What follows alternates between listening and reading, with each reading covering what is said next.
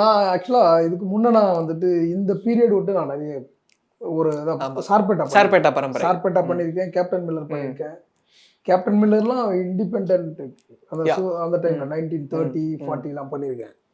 அப்போ எனக்கு ஆக்சுவலா இதுல என்ன ஸ்பெஷல்னா சினிமாவை பற்றின சினிமா அதை ஒரு பீரியடா பண்ண போறோன்றதா நம்மளுக்கு இதுல ஸ்பெஷலா இருக்கு. கண்டிப்பா அது ரொம்ப இன்ட்ரெஸ்டிங்கா இருந்துச்சு. ஒரு படத்தை வந்துட்டு நம்ம நார்மலா பாக்குறதுக்கும் இப்போ பிளாக் அண்ட் ஒயிட்டா பாக்குறது தான் ஒரு அழகியல். அப்ப நம்ம அது பிளாக் அண்ட் ஒயிட்டுக்குள்ள இருந்து ஒரு விஷயத்தை பிளாக் அண்ட் ஒயிட்னாலே பீரியடா நம்மளுக்கு அண்டர்ஸ்டாண்ட் ஆயிடும். இப்போ சினிமாக்குள்ள சினிமா அப்படின்னும் போது சினிமா சார்ந்த பீரியட் போது அப்ப நம்ம வந்து இன்டீரியரா தான் நிறைய ஒர்க் இருக்கும். கண்டிப்பா இன்டீரியர் மீன்ஸ்னா உங்களுக்கு வந்துட்டு